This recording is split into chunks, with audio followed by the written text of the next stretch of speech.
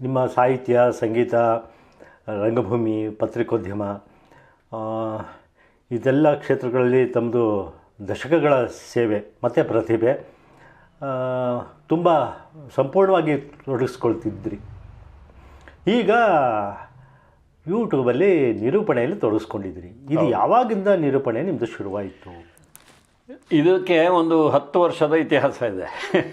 ನಾನು ಬಂದು 3 ವರ್ಷ ಆಗಿರೋದು ಇರ್ಬೋದು, ಆದರೆ 10 ವರ್ಷದ ಹಿಂದಕ್ಕೆ ಹೋಗ್ಬೇಕಾಗತ್ತೆ ನಾವು. ಯಾಕೆಂದರೆ ನಾನು ನಿಮಗೆ ಆರಂಭದಲ್ಲೇ ಹೇಳಿದೆ, ನನಗೆ ರಾಜ್ಕುಮಾರ್ ಅವರ 100ನೇ ಚಿತ್ರದ ಒಂದು ಮೆರವಣಿಗೆಗೆ ನಾನು ಬೆಂಗಳೂರಲ್ಲಿದ್ದೆ. ಅದನ್ನು ನೋಡಿದೆ. ಅದಾದಮೇಲೆ ಅವರ 100 ಚಿತ್ರಗಳನ್ನು, ಅವರ ಎಲ್ಲ ಚಿತ್ರಗಳನ್ನು, 1-2 ಸಿನಿಮಾಗಳನ್ನು ಬಿಟ್ಟು ಮಿಕ್ಕಿದ್ದೆಲ್ಲ ಥಿಯೇಟ್ರ್ನಲ್ಲೇ ನೋಡಿದೆ.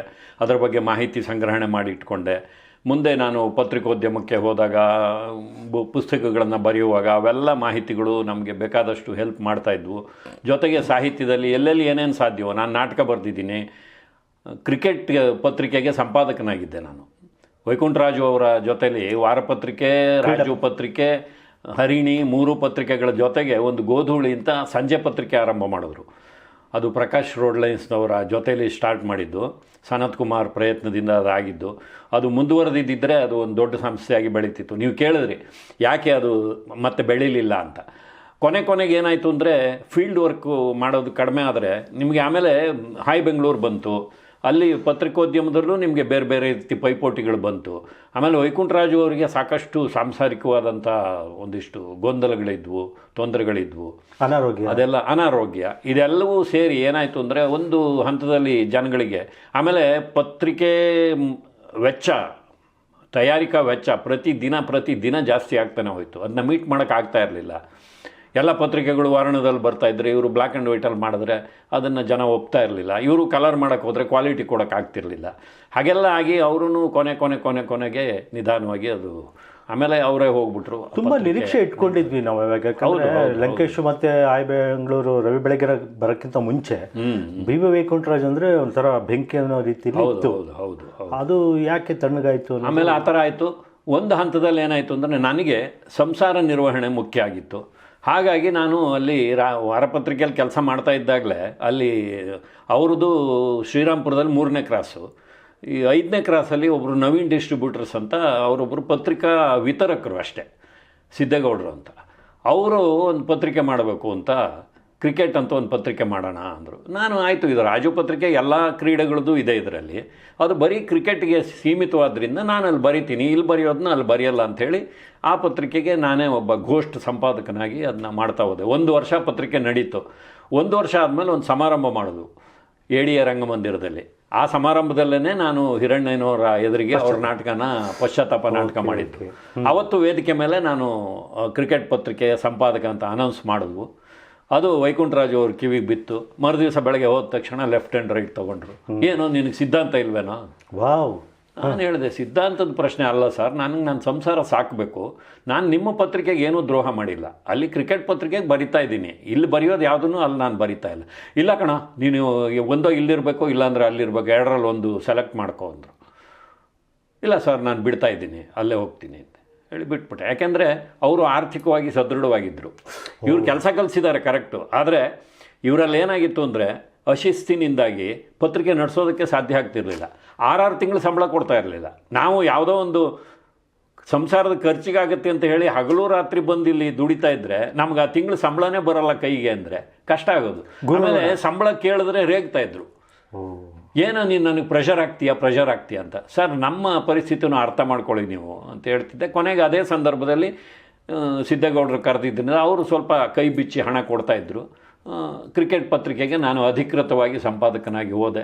ಆ ಪತ್ರಿಕೆ ಕೂಡ ನಡ್ಕೊಂಡು ಬಂತು. ಅಲ್ಲಿ ಚಲನಚಿತ್ರ ಅಂತ ಒಂದು ಪತ್ರಿಕೆ ಮಾಡ್ತಾಯಿದ್ರು. ಅದಕ್ಕೆ ನಂದಕುಮಾರ್ ಅವರು ಎಡಿಟರಾಗಿದ್ದರು.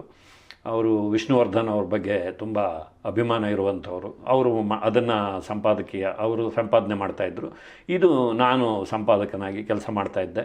ಕೊನೆಗೇನಾಯಿತು ಅಂದರೆ, ವಾರಪತ್ರಿಕೆಯಲ್ಲಿ ಆದಂಥದ್ದೇ ಅನುಭವ ಇಲ್ಲೂ ಆಯಿತು. ಯಾವುದೋ ಒಂದು ಹಂತದಲ್ಲಿ ಸಿದ್ದೇಗೌಡರು ನಾನು ಬರ್ಕೊಟ್ಟಿದ್ದ ಲೇಖನ ಎಲ್ಲ ಬದಿಗಿಟ್ಬಿಟ್ಟು ಯಾವುದೋ ಒಂದು ಹಳೇ ಪತ್ರಿಕೆದು ಲೇಖನಗಳನ್ನೆಲ್ಲ ತೆಗೆದು ಒಂದು ಇಶ್ಯೂ ತಂದುಬಿಟ್ಟು ನನ್ನ ಕೈಗೆ ಸಿಕ್ಕದೇನೆ ನನ್ನ ಹೆಸರನ್ನು ಕೈಬಿಟ್ಟು ಪತ್ರಿಕೆಯಿಂದ ನನ್ನನ್ನು ಕೈಬಿಟ್ಟರು. ಅಲ್ಲಿಗೆ ನನ್ನ ಪತ್ರಿಕೋದ್ಯಮದ ನಂಟು ಮುಗೀತು ಅಂತ ಹೇಳಿ ನಾನು ಅಲ್ಲಿಂದ ಆಚೆ ಬಂದೆ.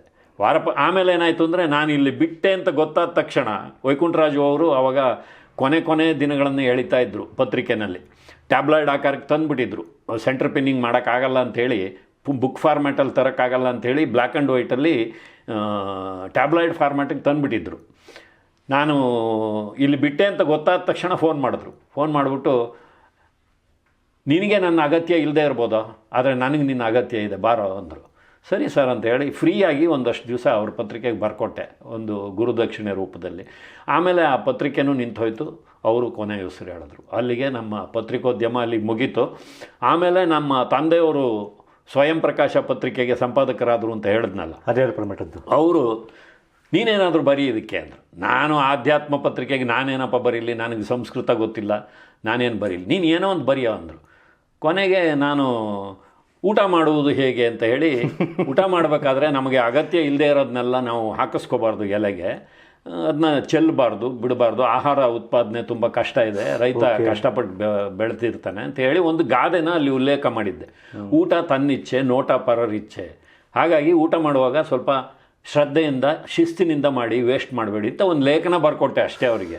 ಅವ್ರೇನು ಮಾಡಿದ್ರು ಅಂದರೆ ಗಾದೆ ವೇದಕ್ಕೆ ಸಮಾನ ಅಂತ ಅದಕ್ಕೊಂದು ಹಾಕ್ಬಿಟ್ಟು ಗಾದೆಗಳನ್ನು ಆಧರಿಸಿ ಈ ಲೇಖನನ ಹರಿಹರ ಮಂಜುನಾಥ್ ಬರೀತಾನೆ ಅಂತ ಹಾಕ್ಬಿಟ್ರು. ನನಗೆ ಹೇಳೋರು ಒಂದಷ್ಟು ದಿವಸ, ಒಂದು ವರ್ಷನಾದರೂ ನೀವು ಬರಿಬೇಕು ಅಂತ. ಕೊನೆಗೆ ನಾನು ಅದಕ್ಕೆ 50 ತಿಂಗಳು ಗಾದೆ ವೇದಕ್ಕೆ ಸಮಾನ ಅಂತ ಬರೆದೆ. ಆಮೇಲೆ ಪುರಾಣ, ರಾಮಾಯಣ, ಮಹಾಭಾರತ ಆಧಾರಿತ ಗಾದೆಗೊಂದು ಕಥೆ ಅಂತ ಹೇಳಿ ಅದನ್ನು ಒಂದು 30 ತಿಂಗಳುಗಳು ಅದಕ್ಕೆ ಬರೆದೆ.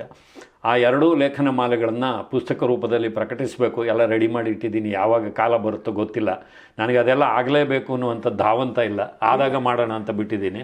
ಆದರೆ ಈ ಪದಬಂಧ ಇದೆಯಲ್ಲ, ಇದೊಂದು ಮಾತ್ರ ಕಂಟಿನ್ಯೂ ಆಗಿ ಬರ್ತಾ ಇದೆ.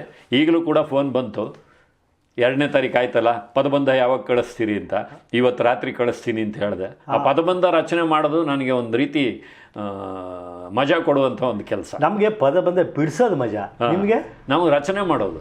ಏನು ವ್ಯತ್ಯಾಸ ಏನಿದೆ? ಅಲ್ಲ, ನೀವು ರಚನೆ ಮಾಡಬೇಕು, ನಿಮಗೆ ಬಿಡಿಸೋ ಕೆಲಸನ ನಾನು ಕೊಡಬೇಕು. ಅದೇ ಯಾವ್ದು ಅದು ಹೇಗೆ ಅಂದರೆ, ಈ 9ಕ್ಕೆ 9 ಮನೆ ಹಾಕ್ಕೊಂಡು ಒಂದು ಕ್ಲಿಷ್ಟವಾದ ಪದ ಜೀವನೋತ್ಸಾಹ ಅಂತ ಬರೀಬೇಕು. ಆಮೇಲೆ ಮೇಲಿಂದ ಕೆಳಗೆ, ಎಡದಿಂದ ಬಲಕ್ಕೆ, ಅದಕ್ಕೆ ತಕ್ಕಂತೆ ಅರ್ಥ ಬರುವಂಥ ಪದಗಳನ್ನು ಹೊಂದಿಸ್ಬೇಕು. ಆ ಪದಗಳಿಗೆ ಕ್ಲೂ ಕೊಡಬೇಕು. ಆಮೇಲೆ ಇದು ಹೆಂಗೆ ಅಂದರೆ, ಸಿನಿಮಾದಲ್ಲಿ ನೀವು ಈ ಸಸ್ಪೆನ್ಸ್ ಸಿನಿಮಾ ಡೈರೆಕ್ಟ್ರಿಗೆ ಮೊದಲೇ ಗೊತ್ತಿರುತ್ತೆ ಆಮೇಲೆ ಏನು ಹೇಳ್ತೀನಿ ಅಂತ, ಆದರೆ ಪ್ರೇಕ್ಷಕನಲ್ಲಿ ಆ ಕುತೂಹಲನ ಒಂದು ಬೆಳೆಸ್ಕೊಂಡು ಹೋಗ್ಬೇಕಲ್ಲ, ಹಾಗೆ ರೆಡಿಮೇಡ್ ಮಾಡಿಕೊಂಡು ಆಮೇಲೆ ಕುತೂಹಲ ಕೆರಳಿಸೋದು.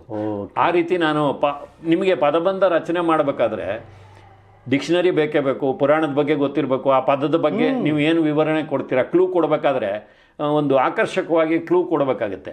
ಇದೆಲ್ಲ ಏನಂದರೆ ಬೌದ್ಧಿಕವಾಗಿ ನಮ್ಮನ್ನು ಬೆಳೆಸ್ತಾ ಹೋಗುತ್ತೆ, ಆಮೇಲೆ ಜೀವಂತವಾಗಿ ಇಡುತ್ತೆ, ನಮ್ಮ ಈ ಜ್ಞಾನದ ಹಸಿವನ್ನು ಜೀವಂತವಾಗಿ ಇಡುತ್ತೆ. ಅದು ಮುಖ್ಯ.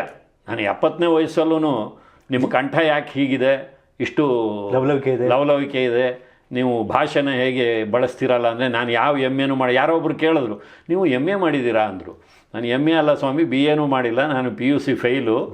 ಆಮೇಲೆ ಅಪ್ರೆಂಟಿಸ್ ಟ್ರೈನಿಂಗ್ ಮಾಡಿದೆ 4 ವರ್ಷ. ಅದಾದಮೇಲೆ ನಾನು ಡಿಪ್ಲೊಮಾ ಇನ್ ಮೆಕ್ಯಾನಿಕಲ್ ಇಂಜಿನಿಯರಿಂಗ್ ಮಾಡಿದ್ದೀನಿ ಅಷ್ಟೇ. ಅದು ಬಿಟ್ಟರೆ ನನ್ನ ಅಕಾಡೆಮಿಕ್ ಕ್ವಾಲಿಫಿಕೇಷನ್ ಯಾವುದೂ ಇಲ್ಲ.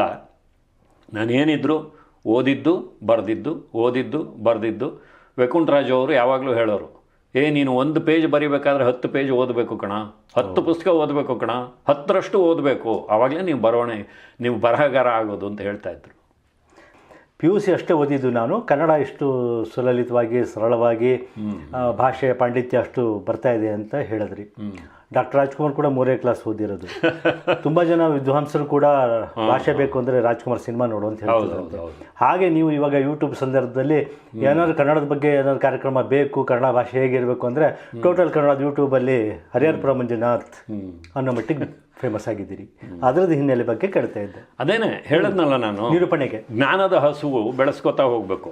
ನೀವು ಇವತ್ತು ನನ್ನನ್ನು ಒಳ್ಳೆ ನಿರೂಪಕ ಅಂತ ಹೇಳ್ತೀರಿ, ಆದರೆ ಕೇವಲ 2007ರಲ್ಲಿ ನನ್ನ ಪತ್ನಿ ಲೀಲಾ ಮಂಜುನಾಥ್ ಬರೆದ ಒಂದು ಅಡುಗೆ ಪುಸ್ತಕನ ನಮ್ಮ ಮನೆಯಲ್ಲಿ ಬಿಡುಗಡೆ ಸಮಾರಂಭ ಮಾಡೋದು. ಒಂದು ದೊಡ್ಡ ಮನೆಯಲ್ಲಿ ಬಾಡಿಗೆಗಿದ್ದೆ. ಇವತ್ತಿಗೂ ನಾನು ಬಾಡಿಗೆ ಮನೆಯಲ್ಲೇ ಇರೋದು, ಸ್ವಂತ ಮನೆ ಇಲ್ಲ ನನಗೆ ಬೆಂಗಳೂರಿನಲ್ಲಿ.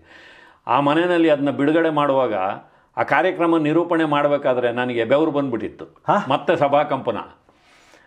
ಯಾಕೆಂದರೆ ನಾನು ಆ ರೀತಿ ಯಾವುದೇ ಒಂದು ನಿರೂಪಣೆ ಇದ್ದಾಗ ನಾಟಕದ ಗುರು HS ಪ್ರಕಾಶ್ ಅಂತ ಹೇಳಿದ್ನಲ್ಲ, ಅವನ್ನ ಕರೆಸ್ತಾ ಇದ್ದೆ. ಆದರೆ ಇದು ನನ್ನದೇ ಕಾರ್ಯಕ್ರಮ ಆದ್ದರಿಂದ ನಮ್ಮ ಮನೆಯಲ್ಲಿ ನಾನೇ ಅದನ್ನು ನಿರೂಪಣೆ ಮಾಡಿದೆ. ಅದಾದಮೇಲೆ ನನಗೆ ಟೋಟಲ್ ಕನ್ನಡ ಒಂದು ಪರಿಚಯ ಆಯಿತು. ಲಕ್ಷ್ಮೀಕಾಂತ್ ಅವರ ಒಂದು ಹಿನ್ನೆಲೆ ನನಗೆ ಗೊತ್ತಾಯಿತು. ಅವ್ರನ್ನ ಹೋಗಿ ಪರಿಚಯ ಮಾಡಿಕೊಂಡೆ. ನನ್ನ ಹೆಂಡತಿಯ ಕೆಲವು ಪುಸ್ತಕಗಳ ಬಿಡುಗಡೆ ಸಮಾರಂಭ ಹೊಂದಿತ್ತು. ಅದಕ್ಕೆ ಯಾರನ್ನ ಅತಿಥಿಗಳನ್ನು ಕರೆಸ್ಬೇಕು ಅಂದಾಗ ದೊಡ್ಡವ್ರನ್ನೆಲ್ಲ ಹೋಗಿ ಕರೆಯೋದು, ಅವ್ರು ಬರಲ್ಲ ಅಂತ ಹೇಳೋದು ಅಥವಾ ಇನ್ನೇನೋ ಎಕ್ಸ್ಪೆಕ್ಟ್ ಮಾಡೋದು, ಹೇಳ್ಬಿಟ್ಟು ಕೈ ಕೊಡೋದು, ನಾವು ಪತ್ರಿಕೆಯಲ್ಲಿ ಹೆಸರು ಹಾಕಿರ್ತೀವಿ ಅವ್ರು ಬರದೇ ಇರೋದು, ಇವೆಲ್ಲ ಯಾಕೆ ಬೇಕು, ದೊಡ್ಡವ್ರ ಸಹವಾಸ ಬೇಡ ಅಂತೇಳಿ ನಾನು ಎಲೆ ಮರೆ ಕಾಯಿಯ ಥರ ಇರುವಂಥವ್ರನ್ನೇ ಕರೆಸಿ ಅದನ್ನು ಮಾಡಬೇಕು ಅಂಥೇಳಿ ನನ್ನ ಪತ್ನಿಗೆ ಸ್ಲಿಪ್ ಡಿಸ್ಕ್ ಆಗಿತ್ತು. ಅದಕ್ಕೆ ಒಬ್ಬರು ಜಯಂತ್ ಕುಮಾರ್ ಅಂತ ಆರ್ಥೋಪೆಡಿಷಿಯನ್, ಅವರು ಫಿಸಿಯೋ ಆರ್ಥೋ, ಅವರು ಅದಕ್ಕೆ ಚಿಕಿತ್ಸೆ ಮಾಡಿದವರು, ಅವ್ರ ಕೈನಲ್ಲೇ ಪುಸ್ತಕ ಬಿಡುಗಡೆ ಮಾಡಿಸಿದೆ. ಹಾಗೆ ಪುಸ್ತಕ ಬಿಡುಗಡೆಗೆ ನಾನು ಒಬ್ಬರನ್ನು ನಮ್ಮ ಲಕ್ಷ್ಮೀಕಾಂತ್ ಅವ್ರನ್ನ ಕರೆಸಿದೆ. ಅದಾದಮೇಲೆ ನನ್ನ ಹಾಗೂ ಲಕ್ಷ್ಮೀಕಾಂತ್ ಅವರ ಒಂದು ಬಾಂಧವ್ಯ ಬೆಳೀತಾ ಹೋಯಿತು. ಅವರು ಆವಾಗ ಸಾಕಷ್ಟು DVD-ಗಳನ್ನು CD-ಗಳನ್ನು ಇದನ್ನೆಲ್ಲ ಬಿಡುಗಡೆ ಸಮಾರಂಭ ಮಾಡ್ತಾಯಿದ್ರು.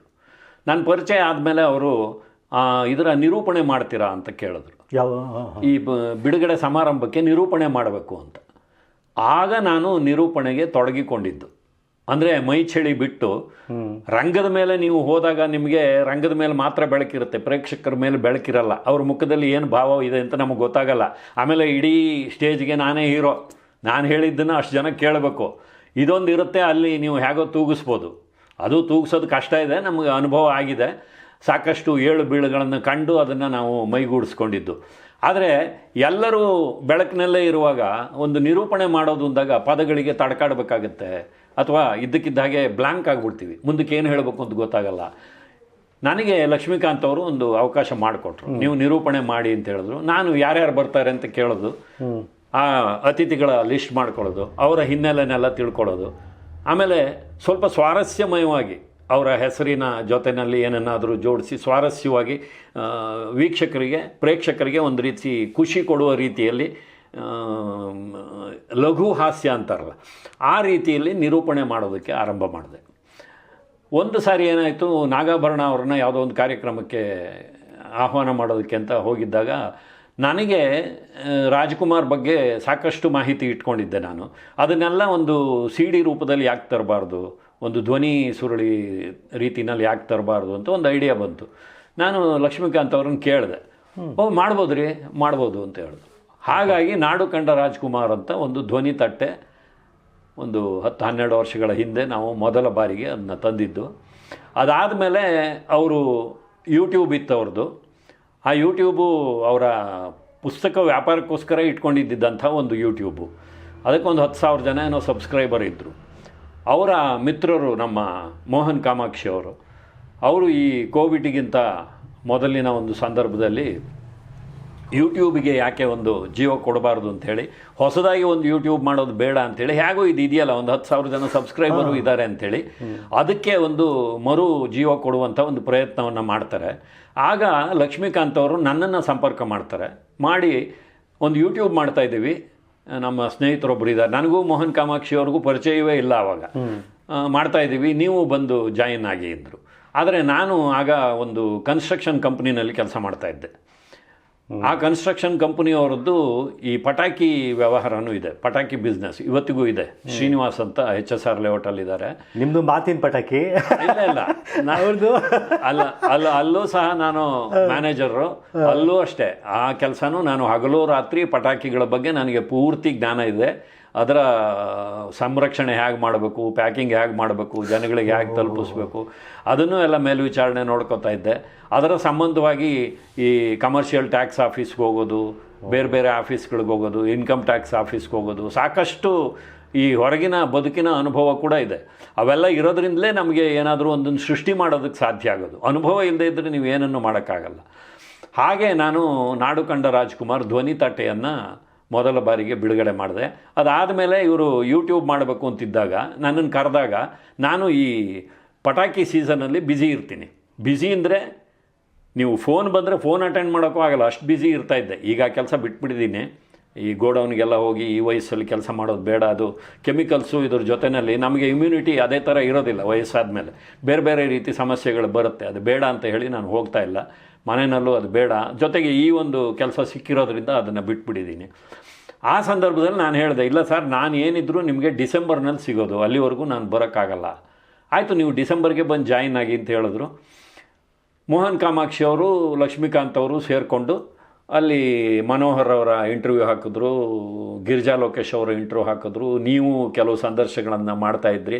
ಅದೆಲ್ಲ ಆದಮೇಲೆ ನಾನು ಡಿಸೆಂಬರ್ನಲ್ಲಿ ಬಂದು ನಮ್ಮ ಕೈರುಚಿ ಮೇಲ್ಗಡೆ ನಮ್ಮ ಸ್ಟುಡಿಯೋ ಇತ್ತಲ್ಲ, ಅಲ್ಲಿ ಮೊದಲನೇ ದಿವಸ ನಾಡು ಕಂಡ ರಾಜ್ಕುಮಾರ್ 4 ಎಪಿಸೋಡು ಮಾಡಿದೆ. ನಾನು ಲಕ್ಷ್ಮೀಕಾಂತ್ ಅವ್ರಿಗೆ ಹೇಳಿದ್ದು 60 ನಿಮಿಷದ CD, ನಿಮಗೆ ಒಂದು 6-8 ಸಂಚಿಕೆಗಳನ್ನು ನಾನು ಮಾಡಿಕೊಡ್ಬೋದು. ಇದರಲ್ಲಿ 10, 12, 15 ನಿಮಿಷಗಳ ಒಂದು 6ರಿಂದ 8 ಸಂಚಿಕೆ ಮಾಡಿಕೊಡ್ಬೋದು. ಅದಾದಮೇಲೆ ಏನು ಮಾಡೋದು ಅಂತ ಗೊತ್ತಿಲ್ಲ, ಮಾಡೋಣ ಇದನ್ನ ಅಂತ. ಅದು ಕೊನೆಗೆ ಯಾವ ರೀತಿ ಆಯಿತು ಅಂದರೆ, ನಾಡು ಕಂಡ ರಾಜ್ಕುಮಾರ್ ಅಂತ ಒಂದು 4 ಸಂಚಿಕೆಗಳು ಹೊರ ಬಂದಿದ್ದೇ ತಡ. ಎಲ್ಲಿದ್ರಿ ನೀವೀಗ ಕೇಳಿದ ಹಾಗೇ ವೀಕ್ಷಕರು ಅಲ್ಲಿ ಕಮೆಂಟ್ ಬಾಕ್ಸಲ್ಲಿ ಹಾಕಕ್ಕೆ ಶುರು ಮಾಡಿದ್ರು, ಎಲ್ಲಿದ್ರಿ ಗುರುಗಳೇ ನೀವು, ನಿಮ್ಮ ಭಾಷೆ ಅದ್ಭುತವಾಗಿದೆ, ನಿಮ್ಮ ಕಂಠ ತುಂಬ ಚೆನ್ನಾಗಿದೆ, ಚೆನ್ನಾಗಿ ಹಾಡ್ತೀರಾ ಬೇರೆ. ಇನ್ನು ಕೆಲವರು, ನೀವು ಬರೀ ರಾಜ್ಕುಮಾರ್ ಬಗ್ಗೆನೇ ಸಂಚಿಕೆಗಳನ್ನು ಮಾಡಿದ್ರೆ ಹಾಗೆ, ಬೇರೆಯವರು ಯಾರು ಇಲ್ವಾ ಚಿತ್ರರಂಗದಲ್ಲಿ ಅಂತ. ಅದಕ್ಕೆ ನಾವು ಕೊನೆಗೆ ಸಿನಿಮಾ ಸ್ವಾರಸ್ಯಗಳು ಅಂತ ಹೇಳಿ ಅದೊಂದು ಸರಣಿನ ಮತ್ತೆ ಆರಂಭ ಮಾಡಿದ್ವು. ಈ ನಾಡು ಕಂಡ ರಾಜ್ಕುಮಾರ್ ಏನಾಯಿತು ಅಂದರೆ, ನನ್ನ ಆ ಕಂಟೆಂಟ್ಗಳೆಲ್ಲ ಅಲ್ಲದೆ, ಆ ಧ್ವನಿ ತಟ್ಟೆಯಲ್ಲಿ ಇದ್ದಿದ್ದು ಅಲ್ಲದೆ ಬೇರೆ ಬೇರೆ ಕಂಟೆಂಟ್ಗಳನ್ನು ಹುಡುಕಿ ಈ ಪದ್ಮಭೂಷಣ ಗ್ರಂಥದಲ್ಲಿ ಕನ್ನಡ ನಾಡಿನ ಚಿತ್ರರಂಗದ ಹಿರಿಯರೆಲ್ಲರೂ ಬರೆದಿರುವಂಥ ಲೇಖನಗಳಿದೆ, ಅವರಿಗೆ ಪೂರ್ವಕವಾಗಿ ಅದನ್ನೆಲ್ಲ ನೆನೆಸ್ಕೊಂಡು ಅಲ್ಲಿ ಕಾರ್ಯಕ್ರಮಗಳನ್ನು ಮಾಡ್ತಾ ಹೋದವು. ಇದಕ್ಕೆ ಕೌಂಟ್ರಾಗಿ ಒಂದು ಚಾನಲ್ ಅವರು ಸಹೋದರ, ನೀವೇನು ಹೇಳ್ತೀರಿ, ನಮ್ಮ ಸೋದರ ವಾಹಿನಿ ಆ ಥರ ಹೇಳ್ತೀರಲ್ವಾ, ಅದರಲ್ಲೂ ನಾನು ಕೇಳಿದ್ದೆ ಇದ್ರ ಬಗ್ಗೆನೇ ಮುಖಪುಟ ಚೇಂಜ್ ಮಾಡಿದ್ರು, ಇದೆಲ್ಲ ಒಂದಷ್ಟು ಬೆಳವಣಿಗೆ ಮಾಡಿಕೊಂಡ್ರು, ತಮ್ಮದೇ ಅಂತ ಮಾಡಿಕೊಂಡ್ರು ಅಂತ. ಅದಕ್ಕೆ ನೀವು ಸಾಕಷ್ಟು ಸರಿಯಾಗಿ ಪ್ರತ್ಯುತ್ತರ ಕೊಟ್ಟಿದ್ರಿ, ಸಮಜಾಯಿಷಿ ಕೊಟ್ಟಿದ್ರಿ. ಹಾಗಾಗಿ ಮುಂದೆ ಹೇಳ್ತೀನಿ ಅದನ್ನು. ಹೌದಾ? ಓಕೆ.